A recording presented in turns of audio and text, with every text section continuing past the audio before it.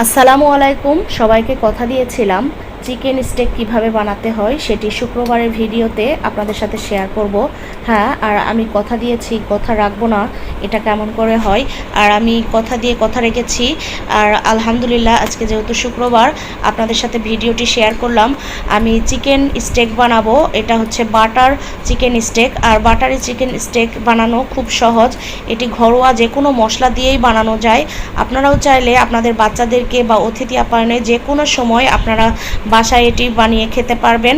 আর আমার ভিডিওটি আপনাদের যদি ভালো লেগে থাকে প্লিজ সবাই আমার ভিডিওতে লাইক, শেয়ার ও আমার ফেসবুক পেজ ফলো দিবেন ও ইউটিউব পেজ সাবস্ক্রাইব করবেন। আমার ইউটিউব পেজ পেতে সানজিদাস ড্রিমে যাবেন, ইনশাআল্লাহ পেয়ে যাবেন। আর তাহলে চলুন কথা না বাড়িয়ে কিভাবে বাটার স্টেক বানাই তাহলে আপনারা সবাই দেখতে থাকুন। আমি প্রথমে হাড় ছাড়া চিকেনের বুকের মাংস নিয়েছি দুটো বড় বড়, আপনারা বড় সাইজেরই নেবেন যাতে করে বাটার স্টেকটা দেখতে ও খেতে খুব মজা হয়। এক্ষেত্রে আপনারা মনে রাখবেন বাটার স্টেক বানানোর জন্য সব সময় বুকের মাংস নেবেন এবং হাড় ছাড়িয়ে নেবেন। আমি প্রথমত চিকেনটাকে কেচি দিয়ে নিয়েছি এবং গাগুলো এবং পুরো করেই কেটেছি যাতে করে সব ধরনের মশলাগুলো চিকেনের মধ্যে খুব সহজভাবেই ঢুকে যায়। এরপরে আমি এটাকে 1 ঘন্টার মতো রেস্টে রেখে দিয়েছি। তারপরে যেটা করলাম, আমি যেই চিকেন স্টেকটা বানাবো গ্রিলে, সেই গ্রিলটাকে আমি বাটার লাগিয়ে নিচ্ছি। আপনারা দেখতেই পাচ্ছেন ভিডিওতে ভালোভাবে এটাকে বাটার লাগাতে হবে যাতে করে চিকেন পুড়ে না যায় পোড়ানোর সময় বা ঝলসানোর সময়। এরপরে যেটা করলাম, চুলায় একটা যেই স্টেক করাবো চুলায় গ্রিলটা বসিয়ে দিলাম এবং লো হিটে রাখতে হবে চুলা যাতে করে চিকেন পুড়ে না যায়। প্রথম 5 থেকে 10 মিনিট এভাবে রাখলেই হবে। এরপরে যখন চিকেনটা আস্তে করে ঝলসে যাবে আর অনবরত বাটার লাগাতে হবে গায়ে যাতে করে চিকেনটা মসৃণ থাকে ও নরম থাকে ও জুসি হয়। আমি তো এই তো বারবার করে উল্টিয়ে পাল্টিয়ে আপনাদেরকে ভিডিওতে দেখাচ্ছি যাতে করে আপনাদের বুঝতে খুব সুবিধা হয় এবং খুব সহজেই আপনারা বুঝতে পারেন।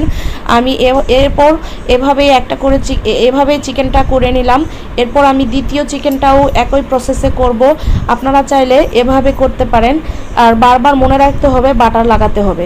আর বাটার লাগানোর ফলে যেটা হবে, চিকেনটা সহজে পুড়ে যাবে না, খেতেও খুব ভালো হবে, মসৃণ হবে।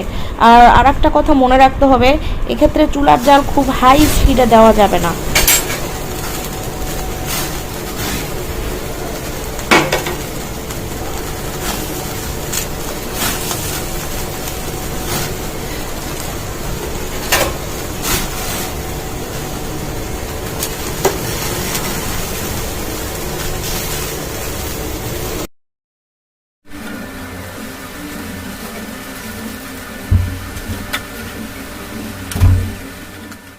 এই তো এভাবেই রেডি হয়ে গেল বাটার চিকেন স্টেক।